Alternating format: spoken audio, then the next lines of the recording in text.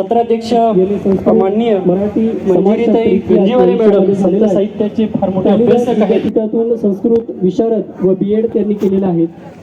नोकरी लोकमान्य बापूसाहेब लोकनायक बापूजी आणि उच्च माध्यमिक विद्यालय यवतमाळ येथे जवळपास 13 वर्षापासून त्या मराठी संस्कृत विषयाचे अध्यापन कार्य करीत आहेत. यवतमाळ आकाशवाणीवर चिंतन या सदरात विचार त्यांनी मांडलेले आहेत. आध्यात्मिक विषयावर प्रवचने, राष्ट्रीय चर्चासत्रात शोधनिबंध प्रकाशित, वर्तमानपत्रातून अनेक लेख प्रकाशित, लघुनाटिका लेखन, विविध नाटिकामधून त्यांनी अभिनय आपले पार पाडलेले आहेत. निश्चितच मॅडमचं मार्गदर्शन आपल्यासाठी फार महत्त्वपूर्ण ठरेल. मी मॅडमना अशी विनंती करतोय की आपण अध्यक्षीय विचार या ठिकाणी व्यक्त करावे. दीप ज्योती परब्रह्म दीप ज्योती जनार्दन दीपो हरती पापानी संध्या दीपो नमोस्तुते नमामि शारदा देवी वीणा पुस्तक धारिणी विद्यारंभे करिष्यामि प्रसन्ना भव सर्वदा. मानवतेचे महापुजारी वंदनीय गुरुमाऊली गुरुकुंज बिहारी राष्ट्रसंत श्री तुकडोजी महाराज यांच्या चरणी नतमस्तक होते. आजच्या या तिसऱ्या सत्रामध्ये व्यासपीठावर विराजमान मान्यवर तसेच माझ्या समोर उपस्थित असणारा सर्व श्रोतू वर्ग यांनाही मी नम्र वंदन करते. आजचा विषय आहे राष्ट्र सशक्तीकरणात युवकांचे योगदान. राष्ट्रसंतांनी युवकांवरती खूप मोठी जबाबदारी टाकलेला आपल्याला दिसते. मग नेमका युवक म्हणजे आहे तरी कोण? जो सळसळणाऱ्या रक्ताचा आहे, ज्याचे पाय जमिनीवर राहूच शकत नाही, तोंडातनं शब्द काढल्यावरती दुसऱ्यावरती वार करण्याची ज्याची प्रत्येक वेळेला इच्छा असते, तो म्हणजे तरुण. पण राष्ट्रसंताला मात्र तरुण हा वेगळ्या पद्धतीचा अपेक्षित आहे. सळसळणाऱ्या रक्ताचा असणं आवश्यक आहे, पण ते रक्त कुठे सांडवायचं आहे एवढी कुवत त्याच्यामध्ये कायमस्वरूपी असली पाहिजे. आज या युवकाला घडवण्याचं कार्य आमच्या कुटुंब नावाच्या संस्थेमध्ये पहिल्यांदा होत चालली आहे. मग काय आहे आपली कुटुंब संस्था? आपण म्हणतो की शिवाजी हा दुसऱ्यांच्या घरात घडला पाहिजे. आपल्या घरात शिवाजी घडावा ही इच्छा मात्र कोणाची आपल्याला दिसत नाही. का? कारण जिजामाता होती म्हणून शिवाजी घडला होता. शिवाजी आपोआप तयार झालेला नाही. या रणरागिणीने शिवाजी महाराज घडवताना असं म्हणतात, जेव्हा जिजामातेला डोहाळे लागलेले होते, तिचे डोहाळे तिने काय सांगावे? मला घोड्यावर बसावंसं वाटतं, मला हातात दांडपट्टा तलवार घेऊन शत्रूवरती वार करावासा वाटतो. काय माऊली आहे, आणि अशा या माऊलीच्या पोटी शिवाजीच घडू शकणार आहे. असा तरुण इथे या राष्ट्रसंताला अपेक्षित आहे. मग आजचा तरुण हा कसा झालेला आहे? तर अतिशय भेकाड प्रवृत्तीचा झालेला आहे. राष्ट्रसंत महाराज आपल्याला आवर्जून सांगतात आणि ते म्हणतात की सगळ्यात चुकीची ही आपली शिक्षण प्रणाली आहे. काय आहे हे शिक्षण? केवळ आणि केवळ आपण पुस्तकी ज्ञानाच्या मागे लागलेलं आहे. माझ्या रिझल्ट वरती पर्सेंटेज वाढले पाहिजे याचा केवळ आपण विचार करतोय. आणि ही जॉब कोणी चालली आहे? तर आपल्या मायबापांनी आपल्यापर्यंत पुरवलेली आहे. माझा मुलगा देशासाठी काहीतरी करणारा असावा, असा एक तरी बाप, अशी एक तरी माई निधड्या शातीनं म्हणू शकते का आपल्यासमोर? मी सीमेवरती माझ्या लेकराला नाही पाठवत. तिथे सीमेवरती युद्ध झालं तर त्याला मरण येईल. अरे पण जो मरतो आहे पण त्याला मरण नाही, त्याला वीरगती प्राप्त होईल. असा तरुण राष्ट्रसंतांना इथे अपेक्षित आहे. राष्ट्रसंत म्हणतात की भारतामध्ये सगळ्यात अलौकिक शक्ती तरुणांमध्ये आहे, ती म्हणजे बुद्धीची शक्ती. भारतातला प्रत्येक तरुण हा बुद्धिवान असलेला आपल्याला दिसतोय, पण बुद्धी असून चालत नाही. त्या बुद्धीचा योग्य ठिकाणी सदुपयोग करणे हे फार गरजेचं आहे. आजचा तरुण हा डगमगणारा आपल्याला दिसतोय. येणाऱ्या संकटावरती प्रतिकार करण्याची क्षमताच त्याच्यामध्ये आपल्याला कुठे दिसत नाही. ती क्षमता प्रत्येक तरुणामध्ये निर्माण आपल्याला करायची आहे. का सुसाईडचं प्रमाण वाढलेलं आपल्याला दिसतंय? कारण ती क्षमता मुळापासनं आई वडिलांनी निर्माण केलेली नाही. आज जागोजागी आपण पाहतो की विद्यार्थी शिक्षण घेत असतात आणि ते शिक्षण केवळ स्वतःपुरती सीमित ठेवतात. शिक्षण का घ्यायचं? तर लठ्ठ पगाराची नोकरी मिळायला पाहिजे. पॅकेज हे आजच्या तरुणांचं लाईफस्टाईल झालेलं आहे. मला इतकं पॅकेज आहे, मग अशालाच पोरगी द्यायची. सगळ्यांनीच जर पॅकेजचा विचार केला तर शेती कोण करणार? पॅकेजनी पोट भरत नाही. शेतामध्ये राबावं लागतं. मग आम्हाला शेतकरी पण आवश्यक आहे. कारखान्यामध्ये काम करणारा एक कामगार पण आम्हाला आवश्यक आहे. केवळ पुस्तकी किडा बनून आम्हाला चालणार नाही. राष्ट्रसंतांना असा तरुण अपेक्षित आहे.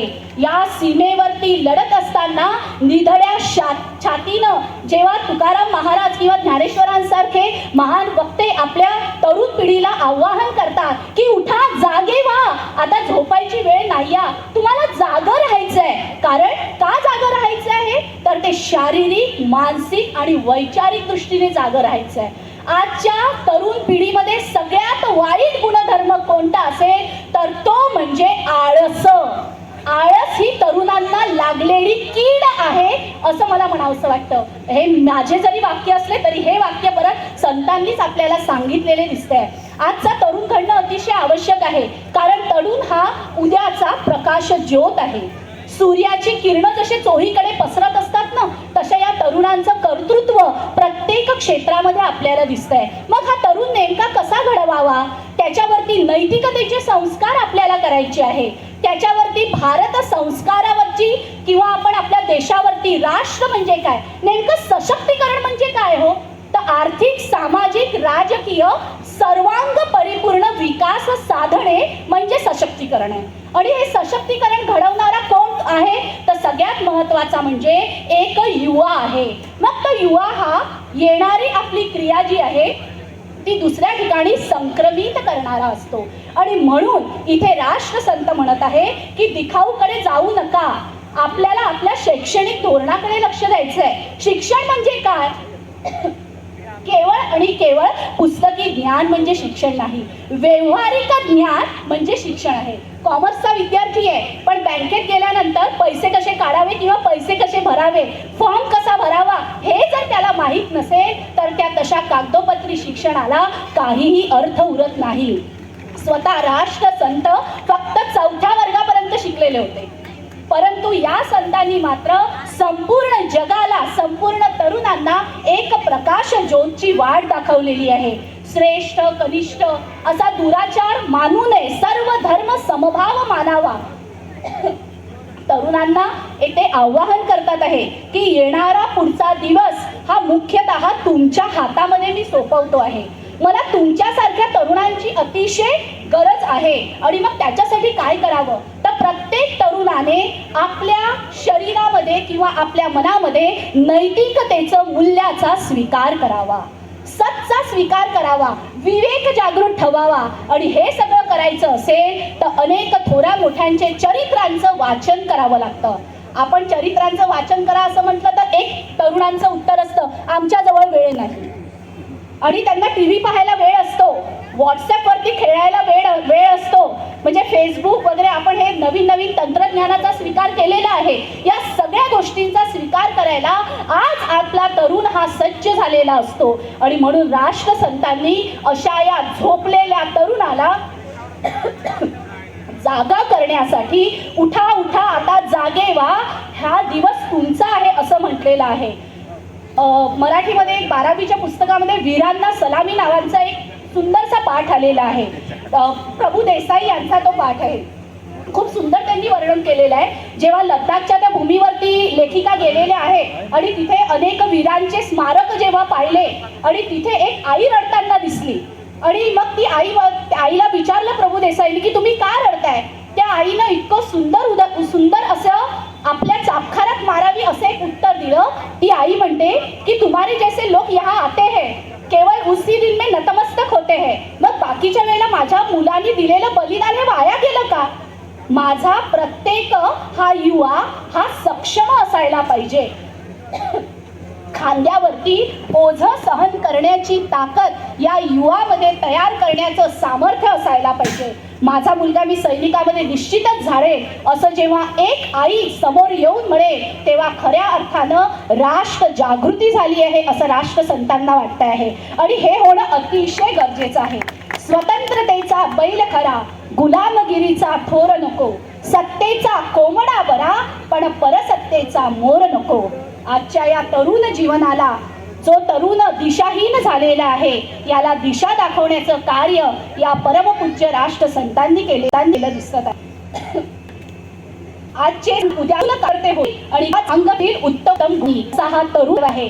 पारंपरिक उद्योग ती म्हणा किंवा अजून जे काही उद्योग असेल ते उद्योग शिक्षणाच्या झोत्याखाली इकडेच लटकले.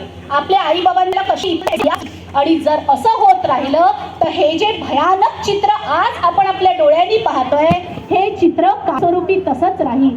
महाराजांना ते चित्र नको आहे आणि म्हणून त्यांनी दिलं आहे की असेल सशक्तीकरण आवश्यक असेल तर तरुणांसारखा दुसरं व्यासपीठ नाही. तरुण जर संयम करण्याचा मानसिक आध्यात्मिक सर्व गोष्टीने हा जेव्हा परिपूर्ण होणार आहे तेव्हाच त्याला तरुण म्हटल्या जाणार आहे. समोर येणारा व्यक्ती आपल्यावरती वारतो आहे पण तो वार त्याचा आधार नाही आणि शारीरिक या दैलूनी अलवाद व्हायचं आहे. जर आज जागा झाला तर हे अवस्था काय करावे नाही कुठेतरी आपल्याला मनावरती कंट्रोल करता आला पाहिजे आणि हे जर करता आलं तर निश्चितच एक सुंदरसं सुराज्य आपल्याला आपल्या समोर पाहायला मिळेल. आयोजकांचे मी मनापासून ऋणी आहे. धन्यवाद. खूप खूप धन्यवाद मॅडम.